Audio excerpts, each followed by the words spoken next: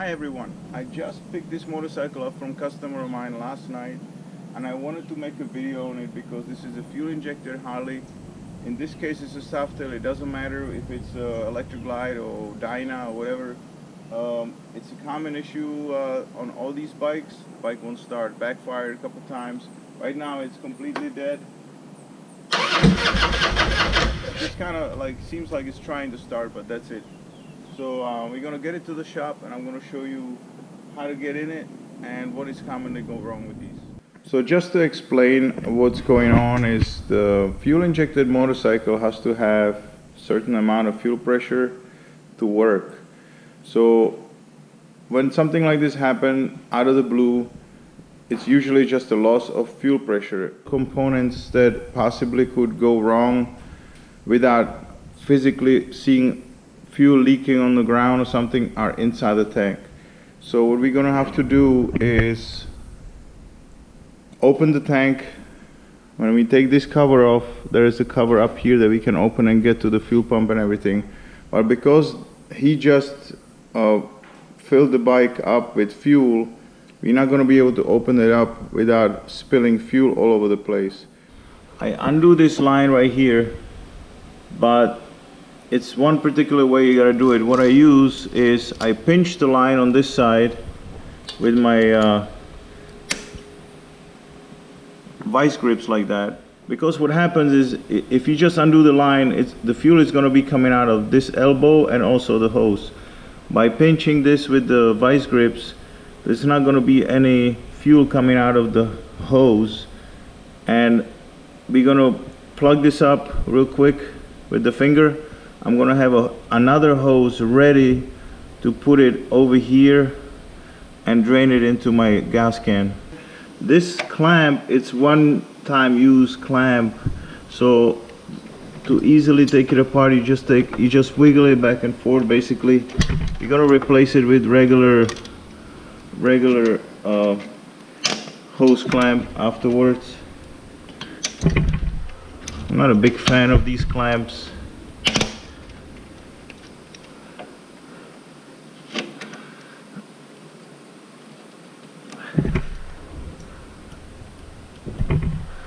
So now this is the moment where it's gonna get a little bit messy. My finger's gonna plug it up and I got other hose here ready to put on there.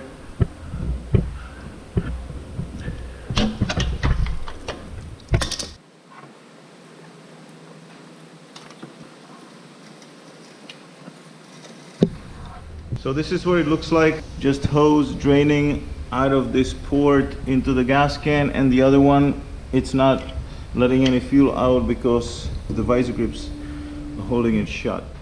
While our fuel is draining out, you see I already have half of the can full. It's pretty quick. We can undo this bolt right here. It's a Torx, and there's supposed to be two. Looks like one is broken in, so two here, one there. Now we just lift this whole assembly.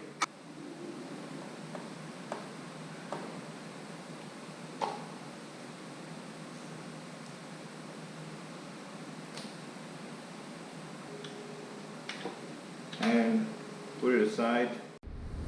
Just to show you, these connectors are pretty easy. You basically need to press these two sides in and pull them out, and each one is different, so you can't really go wrong. Same here, there's a little tab you push down and the connector comes out. This one just unscrews, so now we can just put these wires aside and we are right here where we need to be to open this piece up. I got all the screws out now. I just want to point something. Each screw has a little plastic sealing washer. Sometimes that washer gets stuck on the screw, sometimes it stays in the cover. So either way, just make sure when you're putting the screws back, you got the sealing washers in place. So the ones that would stay on the screw, you know, you just put it wherever that one was. So you're gonna see that, like mine all stayed in the cover, so I don't have to worry about it. Let's say if this one wasn't here, it would be on the screw, so I gotta make sure that screw goes in here. So so I don't jam two of these sealing washers on top of each other and then I got one hole with nothing. So what I'm going to do now, in order to see where my problem is, I need to plug the ignition switch back in and the fuel pump back in. I'm not worried about the other two connectors. One is for the speedometer, one is for all the little idiot lights. So as long as you have the ignition switch and the pump plugged back in, you can kind of lift this up a little bit. Turn the key on carefully. And you should be able to see something spraying fuel somewhere. So now when I turn the key on, if the pump doesn't cycle, all you gotta do is just to hit the starter button and it'll cycle for a minute. You can look inside and there's gonna be fuel escaping somewhere. Okay, I already see my problem, but let me get closer to explain you all the possible issues that you could have. This black part, it's called the fuel pressure regulator housing, and it has these little ears on each side. That very commonly breaks, and what happens then, the fuel pressure makes this little piece move away, and the fuel it's spraying, instead of just staying inside, it's spraying out sideways.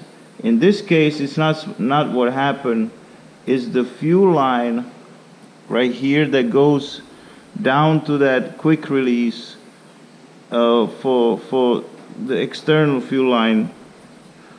It's broken. I can't really show you on the camera because it's way down there. If I look with the flashlight, I can see it. I'm gonna pull this line out. I can't believe that this wasn't leaking over here, because somebody just put two zip ties in here, and that's crazy. Okay, so I have this in front of me now on the table, and I want to talk about these components that commonly go wrong, as I promised you. Besides that, this bike, it's kind of rough inside. As nice of a bike as it is, like, look at the fuel filter, so that's obviously not doing anything. We're gonna have to change that. Here's the other fuel line that we're gonna change, because this one breaking, they're same age, or this one actually might be older, because this one still has the original clamp on it. This one has zip ties on it, so that's a good chance that somebody already changed this one before. And here is the fuel pressure regulator housing. This one is about to break. As you can see how it's moving.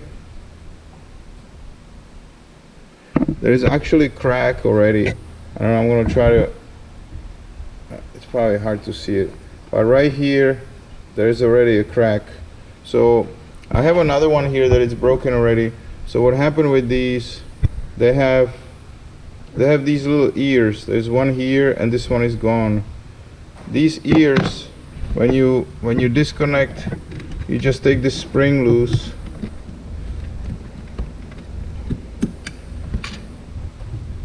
It just comes off, and then this assembly will slide. Actually no, first you take this little mount, and then this will slide off. And as you can see, this ear, it's about to break. It's already cracked. So if I would have just changed the line, put it back together, there's a good chance that in another week or month or 3 months, he's gonna break down exactly the same way again, and he's gonna curse me out. So since the bike is here, it's apart, what we need to order is this line, the fuel pressure regulator housing, which is just, this is the, on this one here, hold on, I'll get a screwdriver. This is just the old part. The fuel pressure regulator just comes right out of it. These housings are cheap. I think all these parts are going to be in the neighborhood of $100 for everything. So this is what the housing looks like. As you can see, one of these ears are broken. This one is about to be broken. So again, putting it back together, just so you get the instructions complete. You know, this just pushes together. So you got an O-ring there. Push it on, put it this way, Then you got a little retainer. It kind of goes this way. It should slide in here.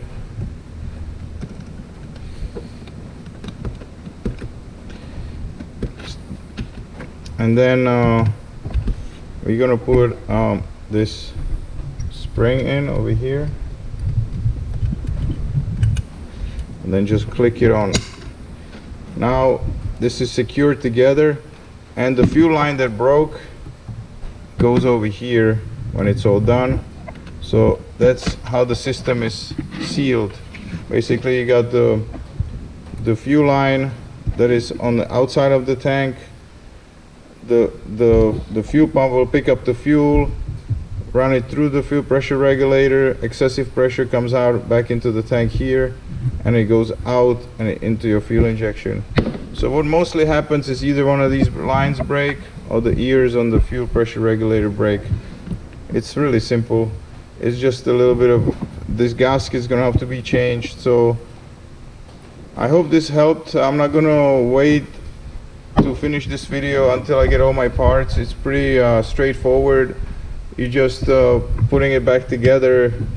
When you have this this new line, you're gonna screw it into the tank.